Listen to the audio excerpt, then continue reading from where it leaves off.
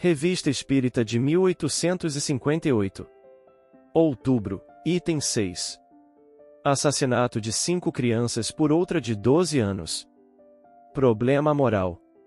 Lemos na Gazette de Silésia, que no dia 20 de outubro de 1857 escreveram-nos de Bolkenham que um crime apavorante acabará de ser cometido por um menino de 12 anos.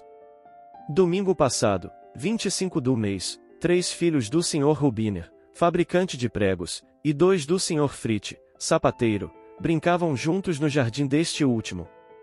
O jovem H. é conhecido por seu mau caráter, associou-se aos seus folguedos e os persuadiu a entrarem num baú, guardado numa casinha do jardim, e que servia ao sapateiro para levar suas mercadorias até a feira. As 5 crianças mal cabiam ali dentro, mas se comprimiram e se acomodaram, aos risos, umas sobre as outras.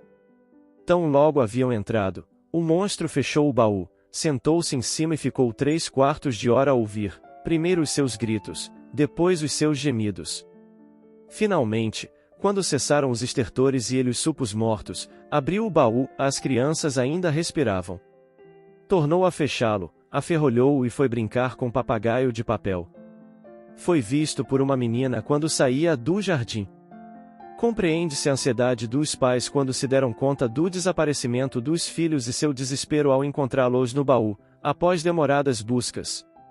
Uma das crianças ainda vivia, porém não tardou a expirar. Denunciado pela garota que o vira sair do jardim, o jovem H. confessou o crime com o maior sangue frio e sem manifestar qualquer arrependimento.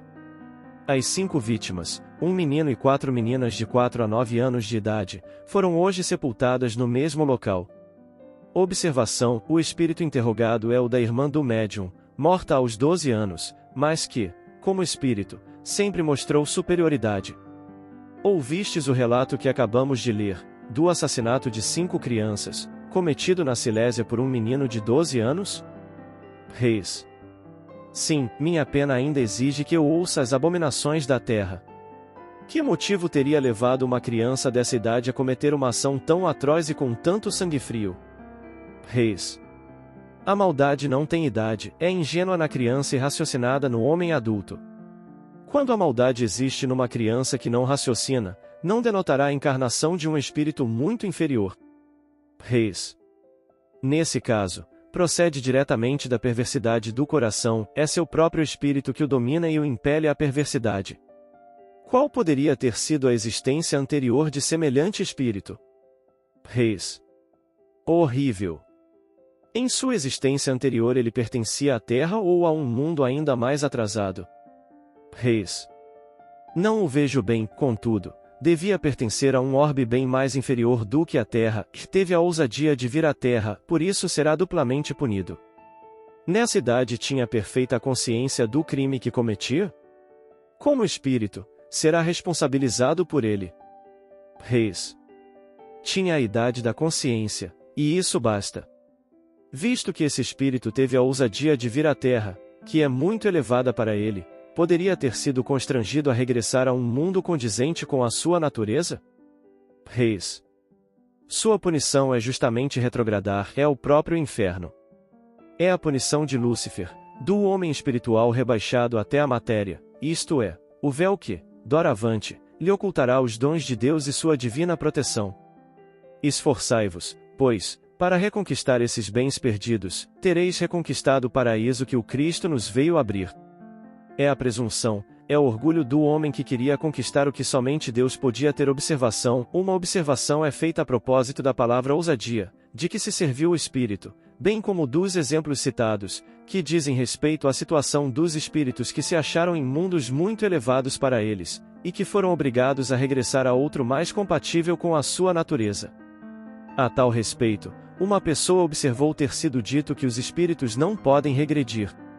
Com efeito, os espíritos realmente não podem retrogradar, no sentido de que não é possível perder o que adquiriram em ciência e em moralidade, mas podem decair em posição. Um homem que usurpa uma posição superior à que lhe conferem suas capacidades ou sua fortuna pode ser constrangido a abandoná-la e a voltar à sua posição natural. Ora, não é a isso que se pode chamar decair, pois que ele apenas retorna à sua esfera, de onde havia saído por ambição e orgulho.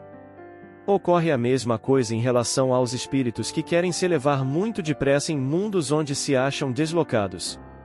Os espíritos superiores também podem encarnar em mundos inferiores, para cumprir uma missão de progresso, e a isso não se pode chamar de regressão, porque é devotamento.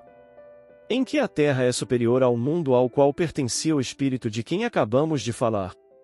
Reis. Nele há uma fraca ideia de justiça, que é um começo de progresso. Disso resulta não haver, em mundos inferiores à Terra, nenhuma ideia de justiça? Reis. Não, os homens ali vivem apenas para si e não têm por móvel senão a satisfação das paixões e dos instintos.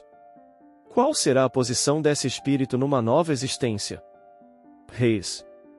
Se o arrependimento vier a pagar, se não inteiramente, mas pelo menos em parte, a enormidade de suas faltas, então ficará na terra se, ao contrário, persistir no que chamais de impenitência final, irá para um lugar onde o homem se nivela com os animais. Dessa forma, pode encontrar na terra os meios de expiar suas faltas sem ser obrigado a regressar a um mundo inferior? Reis.